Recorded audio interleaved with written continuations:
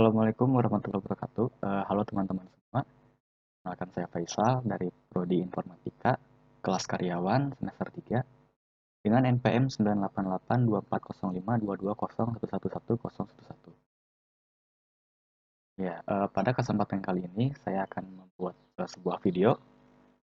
Sebenarnya ini untuk memenuhi nilai ulangan akhir semester entrepreneurship. Cuman semoga video ini juga bisa bermanfaat untuk umum.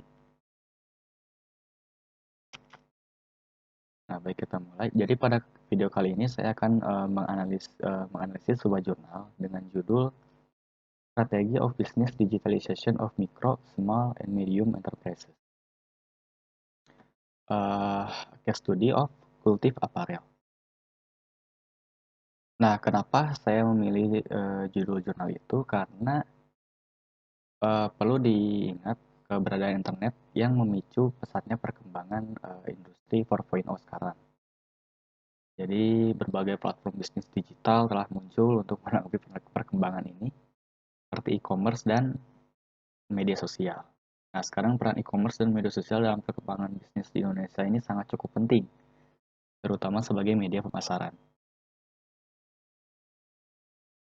Nah, ditambah sekarang presentasi orang Indonesia yang membeli barang dengan layanan online dalam waktu 1 bulan itu pada tahun 2017 tercapai sekitar 41% dari jumlah penduduk Indonesia itu sendiri. Nah, nomor ini terus meningkat dari tahun 2015 yang berkisar kurang dari 11% menjadi 26% pada tahun 2016. Nah, dengan demikian terlihat bahwa telah terjadi peningkatan pengguna transaksi online sebesar 15% dalam waktu 1 tahun.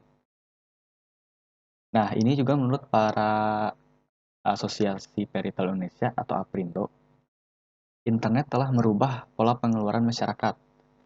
Beberapa gerai retail berhenti beroperasi, dan sebanyak 50 lainnya akan berhenti beroperasi. Jadi yang sebagian sudah, yang sebagian masih OTW.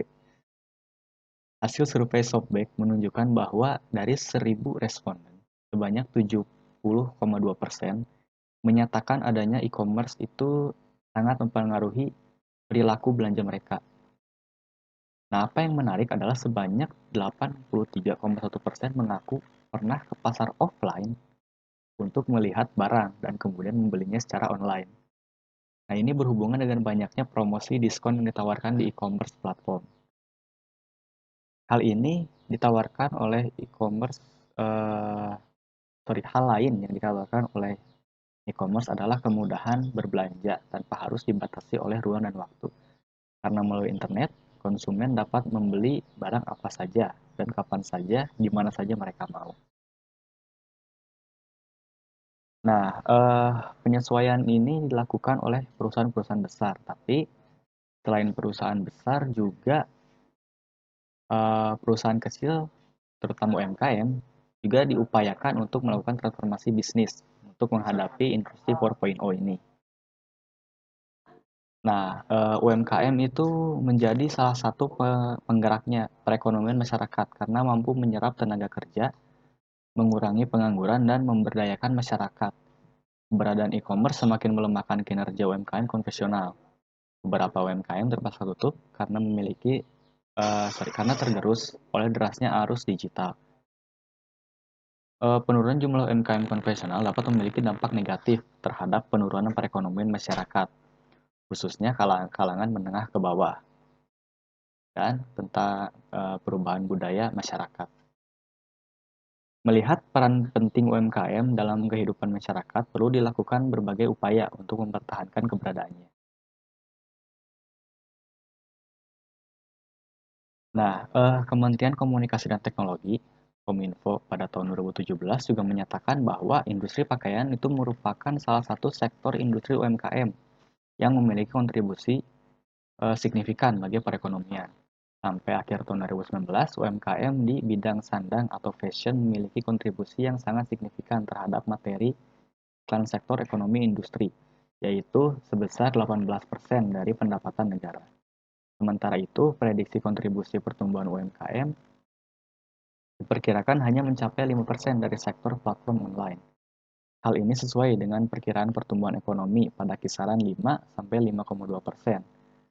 Pada tahun tersebut, UMKM mendapat dorongan dalam konsumsi makanan, minuman, dan pakaian yang diharapkan cukup tinggi.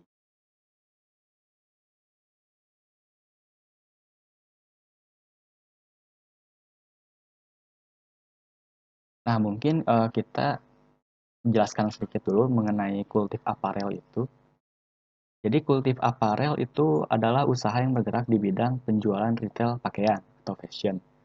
Jadi saat ini perusahaan dijalankan dengan cara yang masih konvensional dengan membuka toko yang berlokasi di Cikarang Selatan, eh, Kota Bekasi, Provinsi Jawa Barat, Indonesia.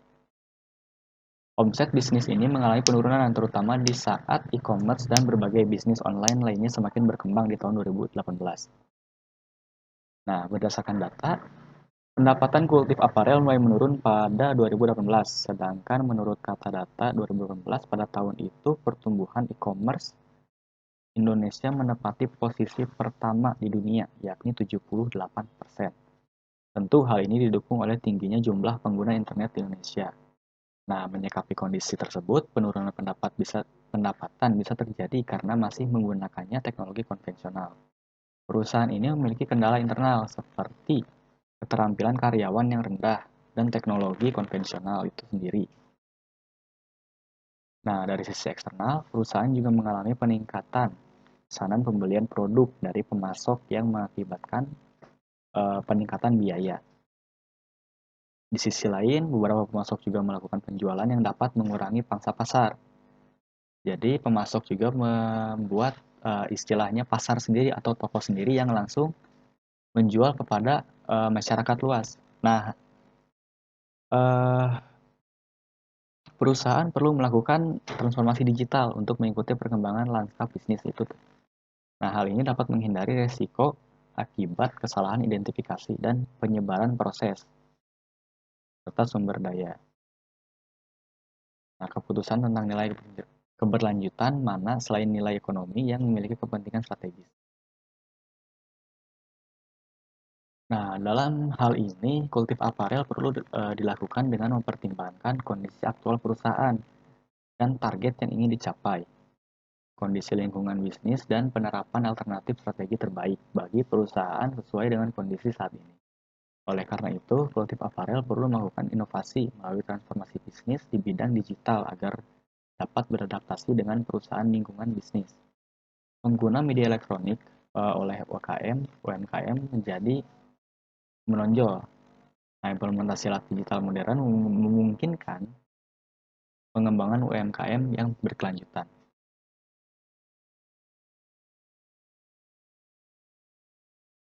Nah, berdasarkan penjelasan tadi, kita dapat menyusun kerangka kerja bahwa bisnis problem di sini adalah pesatnya perkembangan bisnis digital yang menyebabkan pendapatan yang menurun sejak bisnis digital berkembang karena kekurangan-kekurangan yang telah dijelaskan tadi.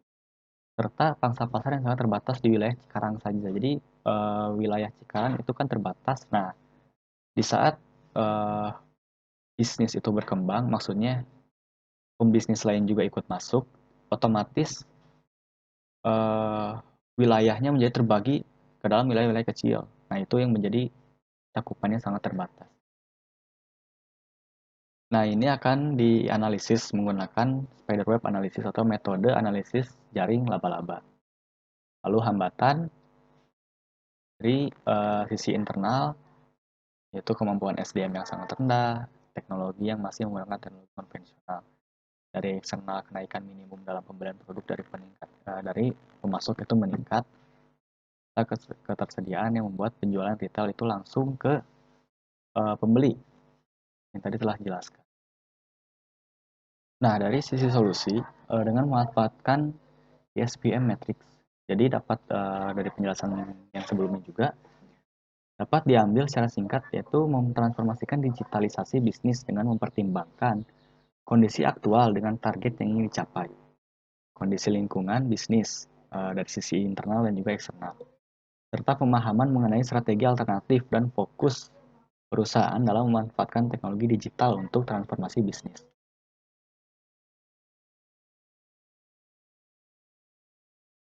Nah, untuk metode analisa sendiri, analisis awal itu dilakukan dengan analisis jaring laba-laba untuk mengetahui gap pada aspek bisnis perusahaan. Hasil yang diperoleh akan menjadi acuan untuk melakukan analisis terhadap lingkungan bisnis perusahaan, khususnya lingkungan internal. Analisis IFE dan IFE dan EFE digunakan untuk mengidentifikasi faktor-faktor utama yang menjadi kekuatan dan kelemahan perusahaan, serta peluang dan ancaman dari lingkungan bisnis. Nah, dalam analisis EFE, metode 5 force poster dan pastel digunakan untuk menentukan secara komprehensif faktor lingkungan bisnis yang memiliki pengaruh terbesar.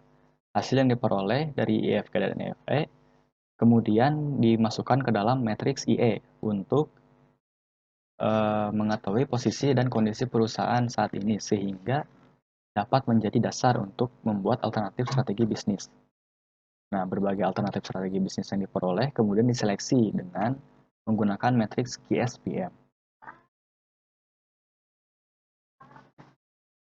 Oke, jadi langsung kita ke pembahasan soal yang pertama yaitu gap analysis. Di gap analysis dalam jurnal ini, berdasarkan hasil wawancara dengan responden internal terdapat 5 faktor penting yang perlu diperhatikan perusahaan yaitu jangkauan pasar, fasilitas IT, kualitas layanan, kegiatan promosi, dan manajemen organisasi. Kelima faktor tersebut kemudian dianalisis secara lebih mendalam berdasarkan variabel yang mempengaruhi. Kemudian dilakukan penilaian dengan menggunakan skala Likert. Nah, hasil penilaian itu kemudian dihitung untuk nilai memanjang dengan mengurangi rata-rata nilai yang diharapkan dengan nilai rata-rata kondisi sebenarnya. Nah, hasil penilaian gap analisis pada kelima faktor tersebut ditunjukkan pada gambar ini. Berdasarkan analisis gap pada gambar, hasil gap yang paling besar adalah aktivitas promosi, fasilitas IT, jangkauan pasar, dan manajemen organisasi. Dan terakhir, kualitas layanan. Kegiatan promosi mendapatkan skor gap 2,2. Besar nilai gap ini berpengaruh oleh minimnya kegiatan promosi melalui media online. Berdasarkan hasil analisis terdapat 5 variabel yang mempengaruhi yaitu kegiatan endorsement, diskon, pelaksanaan promosi, penyesuaian harga jual, dan jaminan penjualan. Nah, aktivitas promosi adalah variabel yang mendapatkan skor gap tertinggi. Hal ini dikarenakan kegiatan promosi dan periklanan menggunakan jasa selebriti atau tokoh terkenal untuk mempromosikan produk itu sangat jarang dilakukan oleh perusahaan.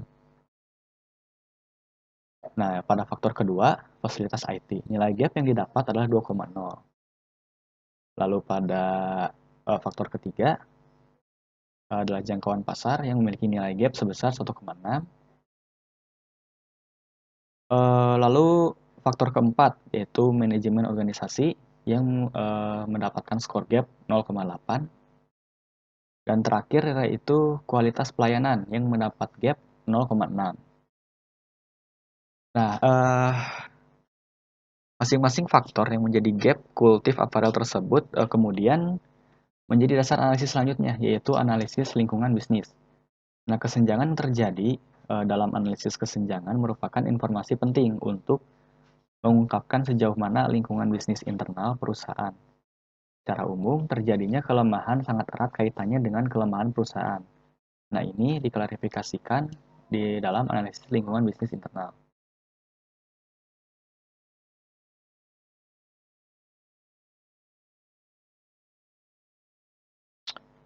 Nah, setelah didapatkannya 5 faktor yang mempengaruhi analisis lingkungan internal, kemudian dilanjutkan dengan analisis matriks IFE atau Internal Factor Analysis. Dalam matriks ini, faktor-faktor strategis internal dianalisis dan dinilai berdasarkan konsep Wilin dan Hanger, yaitu penilaian faktor-faktor strategis internal berdasarkan bobot-bobot produksi dan peringkat. Hasil analisis matriks IFE yang diperoleh ditunjukkan pada tabel. Pada tabel terlihat bahwa Kultif Aparel memiliki nilai IFS sebesar 2,62. Nah, 2,62 yang berarti perusahaan ini memiliki cukup kekuatan internal yang apa istilahnya? Mungkin memiliki kekuatan internal yang sedang atau di tahap menengah.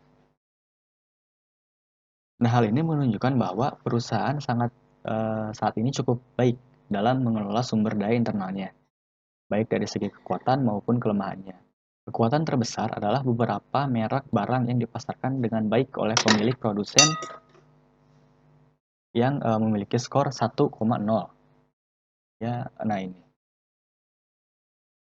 Kekuatan ini dapat digunakan untuk meningkatkan perhatian calon pembeli dan meningkatkan penjualan produk melalui media digital.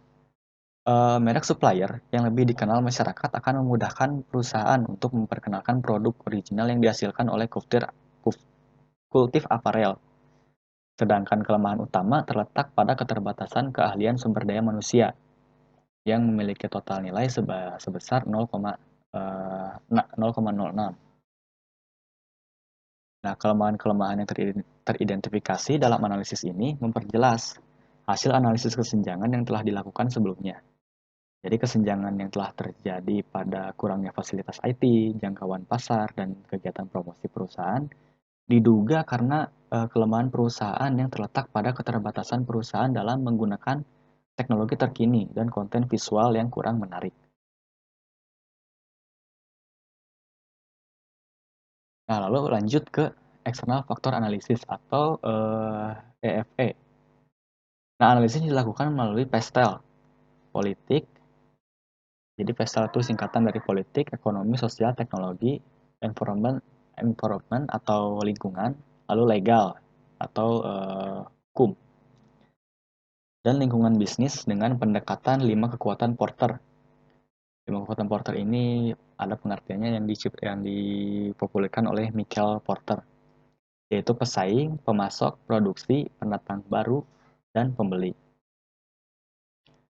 Faktor-faktor yang dianalisis juga mengacu pada hasil analisis kesenjangan terkait kondisi lingkungan eksternal, seperti perkembangan fasilitas teknologi, informasi, jangkauan pasar, eh, kualitas layanan, dan kegiatan promosi. Hasil pembobotan menunjukkan bahwa peluang besar Kultif Aparel terletak pada perbaikan infrastruktur, gaya hidup konsumtif masyarakat, peningkatan pengguna internet, kesesuaian harga dengan pemasok, dan loyalitas konsumen yang tinggi. Berdasarkan hasil analisis yang diperoleh, 5 faktor strategis yang menjadi ancaman adalah jumlah distribusi, pemasok yang menjual secara eceran, pemasok yang mengadakan diskon besar, biaya minimum order yang sangat tinggi, dan perang harga. Berdasarkan hasil identifikasi, maka dibuat matriks EFE atau external factor analysis berdasarkan konsep willing dan hunger. Nah, hasil EFE matriks ditunjukkan pada tabel. Ya, tabel menunjukkan bahwa Kultif Aparel memiliki nilai EFE sebesar 3,40, yang berarti perusahaan memiliki peluang eksternal yang tinggi. Dengan kata lain, perusahaan memiliki peluang untuk memanfaatkan peluang yang ada, meminimalkan pengaruh negatif dari sisi eksternal. Peluang terbesar adalah kesesuaian harga dengan pemasok dan loyalitas konsumen yang memiliki skor sebesar 0,20. Lalu ancaman terbesar adalah pemasok yang melakukan penjualan eceran langsung serta perang harga yang memiliki skor sebesar 0,80.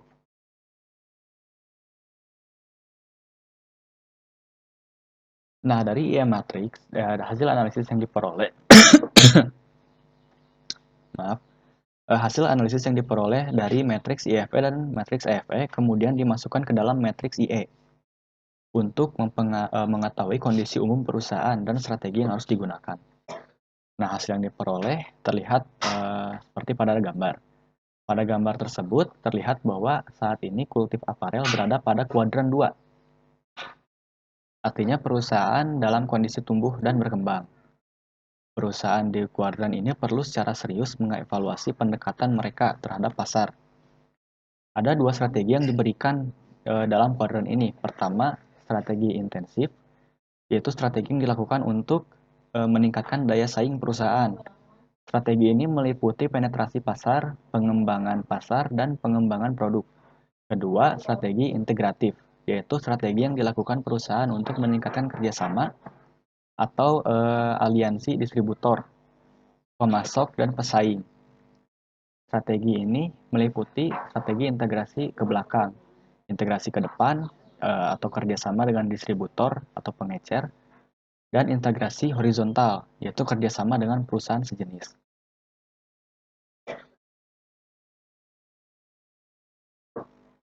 Nah, perumusan strategi bisnis dilakukan dengan menggunakan matriks GSPM.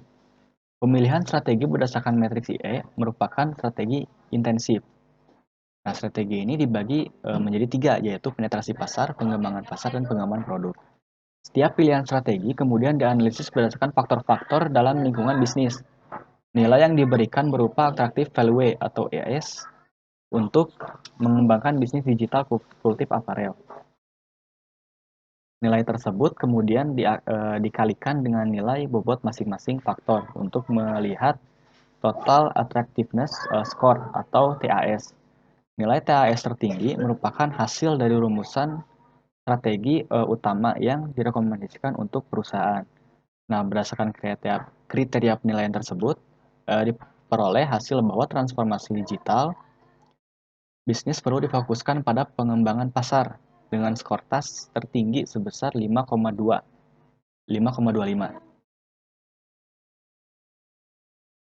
Nah, strategi pengembangan pasar diperoleh berdasarkan analisis matriks GSPM. Perusahaan harus fokus untuk memanfaatkan internet di pasar yang sedang berkembang. Pada kondisi saat ini, pasar yang dimiliki perusahaan sangat terbatas, yaitu hanya di sekitar kawasan Cikarang. Nah, retail online mampu menjadi pemimpin pasar dan secara fundamental mempengaruhi dinamika pasar. Perkembangan pasar dapat dimulai oleh perusahaan dengan membidik area potensial, yaitu area penggunaan internet yang paling tinggi. Selain itu, kultif aparel juga perlu fokus dalam mendalami media sosial yang digunakan. Mereka sebelumnya telah menggunakan Instagram, Facebook, dan Twitter, tetapi tidak dikelola dengan baik. Berdasarkan hasil tersebut, strategi digitalisasi untuk mengembangkan pasar online dapat dilakukan melalui strategi media berbayar. Media berbayar merupakan strategi yang dilakukan dengan memanfaatkan media berbayar untuk melakukan iklan. Keuntungan dari strategi ini adalah dapat menjangkau pasar yang sangat luas. Strategi ini dilakukan untuk meningkatkan exposure dan brand awareness, sehingga dapat meningkatkan traffic atau kunjungan dan penjualan melalui media yang digunakan perusahaan. Untuk meningkatkan efektivitas strategi ini, perusahaan juga perlu melakukan strategi media yang dimiliki. Owned media strategi adalah strategi digitalisasi dengan membuka atau memiliki website perusahaan atau media sosial. Jadi strategi ini digunakan sebagai strategi untuk mendukung munculnya traffic atau kunjungan dari iklan yang ditampilkan.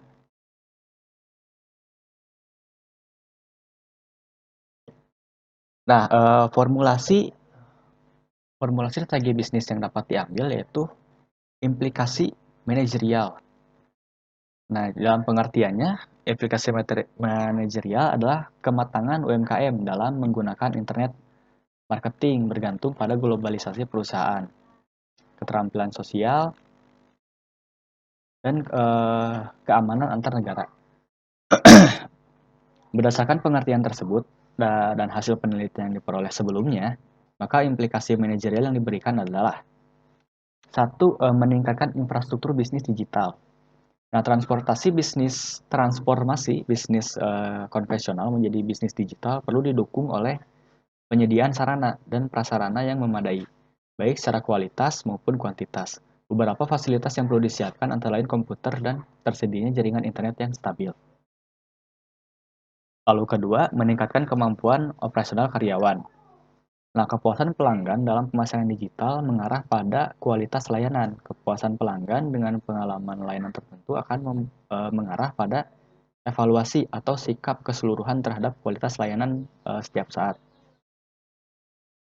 Sementara itu, bisnis digital harus didukung oleh pengetahuan pemahaman penggunaan internet sebagai alat komunikasi produk.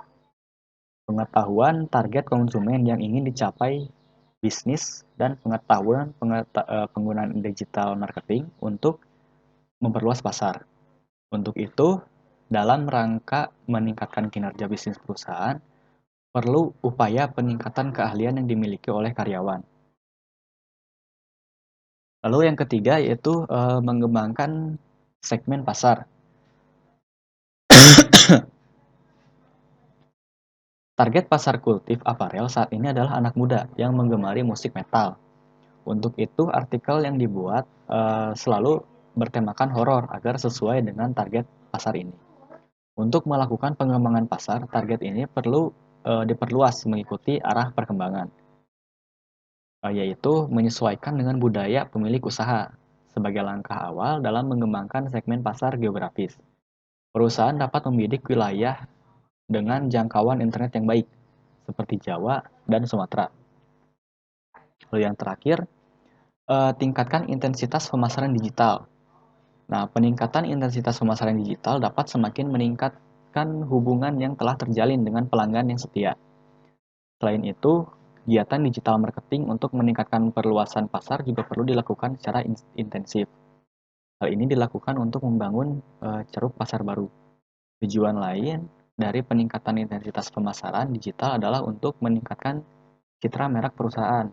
Dalam hal ini, mayoritas perusahaan mengalokasikan hingga 25% dari total anggaran pemasaran untuk membiayai alat digital.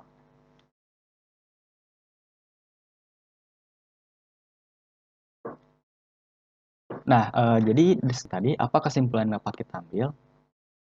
Nah, kesimpulan yang dapat kita ambil yaitu 5 faktor yang harus diperhatikan dalam gap analisis, yaitu jangkauan pasar, fasilitas IT, manajemen organisasi, kualitas layanan, dan aktivitas promosi. Kegiatan promosi mendapatkan gap skor terbesar yaitu 2,2. Faktor gap tertinggi kedua adalah fasilitas IT yaitu 2,0. Kelemahan perusahaan itu terletak pada sumber daya manusia yang terbatas. Peluang terbesar yang didapat peluang terbesar yang dapat dimanfaatkan adalah kesesuaian harga dengan pemasok dan loyalitas pelanggan yang tinggi. Ancaman terbesar perusahaan adalah adanya pemasok yang menjual eceran langsung ke konsumen dan terjadinya perang harga. Matriks CE menunjukkan posisi perusahaan berada pada kuadran 2 dan strategi yang direkomendasikan adalah strategi intensif. Strategi tersebut dipilih karena internal pendapatan perusahaan saat ini sedang menurun. Dalam kondisi ini, perusahaan perlu menetapkan fokus pada strategi bisnis agar sumber daya yang dimilikinya dapat dimanfaatkan secara optimal dan efisien, atau tidak banyak terjadi pemborosan. Dalam kondisi ini, internet dibutuhkan sebagai media untuk meningkatkan intensitas pengembangan pasar perusahaan. Lalu dalam analisis KSPM, dari setiap pilihan strategi menunjukkan bahwa transformasi digital bisnis kultif aparel perlu difokuskan pada pengembangan pasar. Yang terlihat pada skor TAS untuk strategi alternatif ini adalah 5,52.